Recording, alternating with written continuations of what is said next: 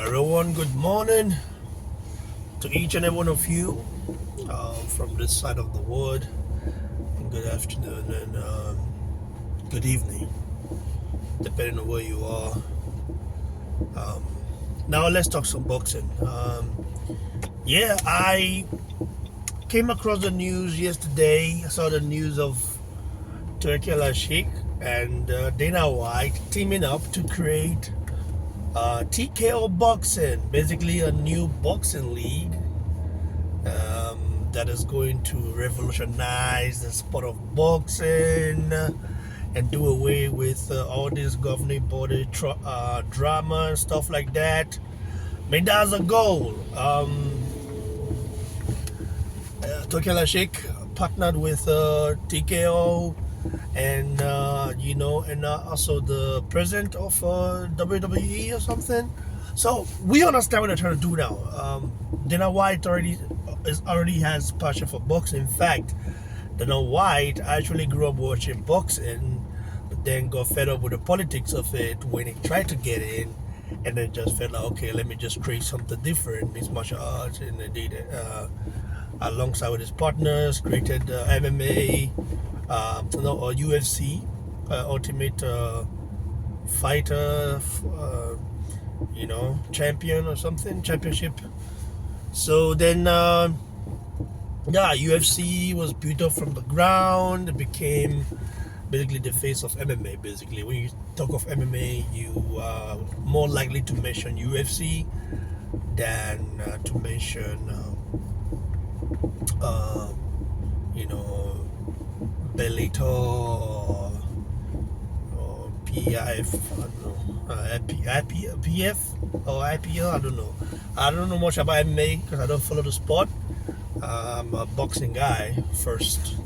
I only begin to dive into MMA when some Nigerian brothers, Kamaru Usman, Israel Adesanya, and Francis Gordon, the fellow African brother as well, was on top at that point. And of course, I also follow Conor McGregor because he's a very popular dude, So my take on this is that, Alalshikh is, Turkey is somebody that is very bold and is very direct. He's somebody that wants to actually change. He wants to change things, basically. Like, he's somebody that doesn't want to, he doesn't like things being the same. He wants things to change for good or for better. And I think that's a good mindset to have if you want to get into boxing. But the way he spoke, it looks like he wants to do away with these promoters like Eddie Hearn. He said Eddie Hearn and Frank Warren, and it feels like he's paying them a lot of money just for actually nothing. Boxing in America has what you call the Muhammad Ali Act.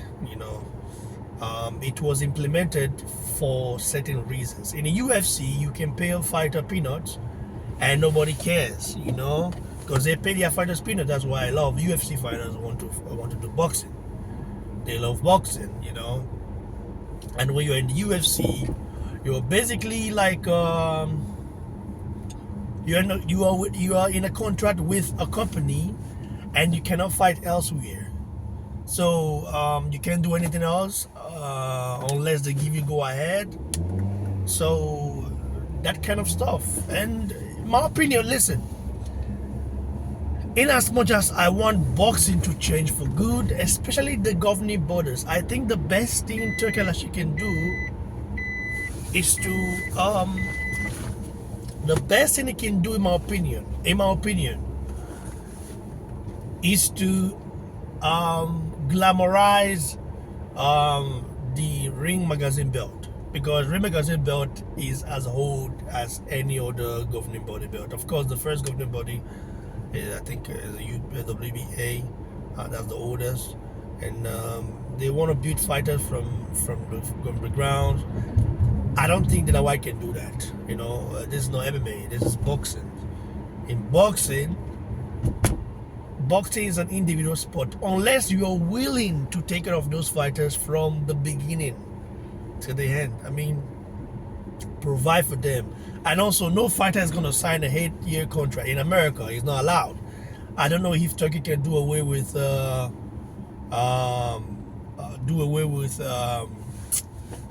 Muhammad Ali Act in America, because if you want to really crack the boxing again, America used to be where America is still the biggest place for boxing, because the biggest stars, let's say the face of boxing in North America is Canelo Alvarez, and he mainly fights in America. He's Mexican, but he mainly fights there. So yeah, it's quite logical. I understand that, but it will be hard. It will be very difficult. I don't want to see the Muhammad Ali Act go away, because the Muhammad Ali Act protects the fighters in the UK. It protects them. It makes them fee protected. Of course, it's also made some fighters not take fights and easily want to get out of their contract and stuff like that, and easily use promoters. At the end of the day, the fighters are the one putting their lives on the line for our entertainment. So I think they should get paid as much as possible. TKO Boxing seller, if there's one man that can do this, it will be Turki Alalshikh. But the problem I have with this is because Dana White doesn't have good history of paying his fighters well.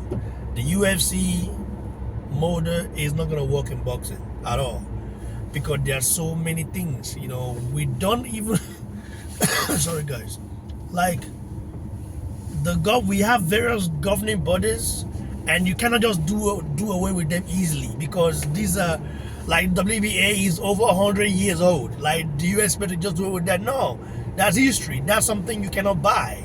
You cannot buy history. You can buy things, you can buy, make new belts, create stuff, buy fighters, but you can never buy belts. And those governing bodies are still very structured. Of course, we know they are criminals. The governing bodies, the presidents, and they create various belts and stuff. That's the thing I hate about these governing bodies. You always have multiple belts for no reason. But why? Why do you have to do that? Like, why is it necessary to do that? That is what I don't tend to understand, So, when I look at everything, that's what I see, So I do feel like what they're trying to do, yeah, is a good idea. It's good, but then with Dana White, it will not work. I think Turki Alalshikh is probably going to spend it, so I waste his money for nothing. If he wants to make it work, he needs to basically speak with Eddie and Frank Warren and all the promoters, the top promoters, to make this work. Because without the top promoters, I don't think the governing bodies will really have a say. Who's going to be paying the governing fee? Like, come on, let's keep it real. They need governing fee in order to really survive, if you look at it. So yeah, I look at this in various ways and how it can be improved. You cannot do away with the history of those governing bodies, and I don't think those guys, WBC, will be crooks. I don't think Marshal Suleiman is going to sell anything, because that guy, is I think he's that butted or something. And yeah, it's sad. They wouldn't sell it because they know how much they make from it, from all those belts, stuff like that.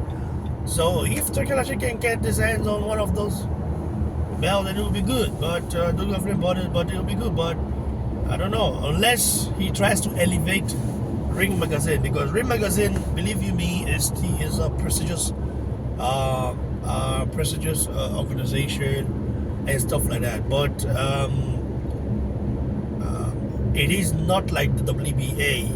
That's a world championship belt. Okay, Ring Magazine is a Ring Magazine belt. It doesn't have history, and yeah, I think this idea from Turki Alalshikh is a good idea, fantastic idea. He's just doing it with the wrong person. Because Dana White, his resume in boxing is null and void. He doesn't literally have no resume in boxing, basically. So yeah, and that's facts. So if in order for you to make it work, you have to leave that UFC motor behind. There's lots of politics in it. Turki Alalshikh means well for the sport, I believe. I think he wants to do away with a lot of things where you have one platform for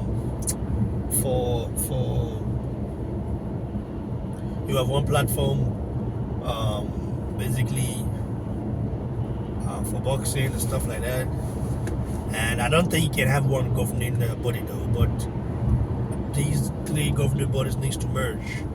They can do that if they want to, but it'll be hard because every governing body is independent of each other. Yeah, it's gonna be difficult. So if they want to create their own belt, TKO belt, not bad, but it wouldn't have the history behind it. So no fighter is gonna grow up and say, I want to become the TKO champion, because Muhammad Ali, Riddick Bowe, Lewis, those legends, Anthony Joshua, those legends they held literally those belts, Sugar Ray Leonard, Roberto Duran. You grew up, to be like one of those legends, not to be a TKO fighter, like a belt holder. What would it do? You tell somebody I'm a TKO, I'm a TKO champion. It doesn't do anything, man. Like, I still believe that Turki Alalshikh needs to buy one of the governing bodies, and then make that governing body, like, he can turn it to with PR and backing. He can turn that governing body, that belt, to the main one. I mean, the others will still be present, but it will just be like IBO. IBO has been trying to get in for years, and still haven't been given the full access to get in. Boxing is a mafia sport. A lot of things goes on that a lot of people don't. A lot of people fake to acknowledge, in my opinion. A lot of people don't know. So yeah, let's just see how it goes. Good idea, but I feel Dana White is not the right man for it.